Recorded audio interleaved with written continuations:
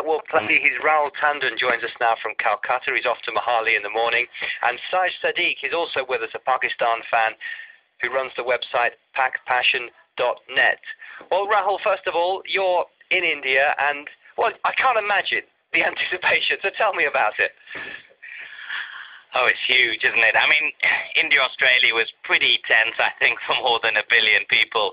India-Pakistan is just on a very, very different level. I mean, for a number of reasons. There's obviously all the political stuff that goes with it. The Indian Prime Minister has said that he's going to go to the match. He's also invited the President of Pakistan, Mr. Zardari, and the Prime Minister, Mr. Gilani. So forget about cricket. I mean, this match could begin the new set of peace talks between both countries. It's that important, cricket. It's seen as a diplomatic tool between them. But can you imagine the pressure on both sides? I mean, losing a semi-final is bad enough, Russell, but to lose it against your arch rivals, I mean, you could in some ways, in terms of relationships between this country, put it as the arch enemy. I've spoken to some Indian fans already who said, look, as long as we beat Pakistan in the semi-final, we don't care if we win the World Cup final. It is that important. This country will come to a complete standstill on Wednesday. If India lose, it will be totally depressed on Thursday. And that's why I think India was so impressive under pressure against Australia. They had that wobble, didn't they, mid-chase, chasing 261, not a small total, but with all the pressure you were talking about generally at a Cricket World Cup, very impressive that they came through, as a side like South Africa were unable to do yesterday. I think very much so, and I think, to be honest with you, that surprised quite a lot of the Indian journalists. I was sat in the press box in Ahmedabad and also went out into the crowd, and certainly I think there was a feeling that when the Australians posted that score of around 260, that it was going to be very, very difficult for India when Gambhir, in those bizarre circumstances, ran himself out after nearly being run out of the ball before, Kohli hitting a full toss and being caught and Dhoni going. I think a lot of people said, well, that's it. That's it for India in this World Cup. We've just seen Tendulkar's last match. But I think Yuvraj Singh and Raina showed that this Indian team has more steel than others maybe have had in the past. And certainly the feeling here today, I'm sure my Pakistani colleague will completely disagree with this, is that India see themselves, or the Indian fans at least, see India as pretty strong favourites going into this semi-final. And, you know, they were all delighted here that South Africa were knocked out last night because they did see them as their biggest rival.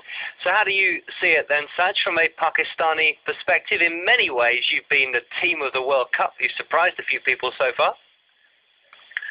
Well, Russell, I mean, nobody expected Pakistan to actually top their group. So that's an achievement in itself, already having beaten Australia and Sri Lanka.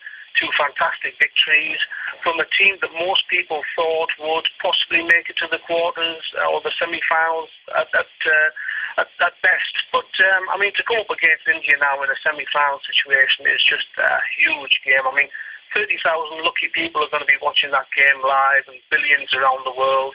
It's going to be an absolutely wonderful occasion. As for the Pakistan side, I think, you know, clear minds and cool heads are the key. And I think if Pakistan can sort of keep their focus on the cricket itself rather than actually being hindered by the pressure of the situation and the crowd, then I think Pakistan do have a good chance of actually surprising the Indians.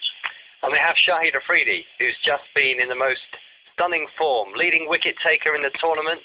He's conceding very few runs. His economy rate is excellent. He is a real thorn potentially in India's side, isn't he? Absolutely, Russell. I mean, it's imperative that Shahid himself keeps his cool. He has got let's just say a side to him where he does sort of lose focus sometimes as skipper. And as captain, I think it's absolutely imperative that he, you know, keeps the younger players especially focused on the game and makes them realise that this is a one-off occasion. It's a huge occasion to keep their minds on the cricket. And, you know, it's important that guys like Yunus Khan, Misbah-ul Haq, who are experienced cricketers around him, support him and, you know, ensure that the Pakistani minds are focused on the cricket. Saj, Rahul, thank you very much indeed for joining us on Sports World today. Let's bring in Lee James, who's keeping an eye on the fourth quarter-final for us, the one taking place in the Sri Lankan capital, Colombo, England against Sri Lanka. And perceived wisdom suggests, Lee, that 229 for 6 under the lights at Colombo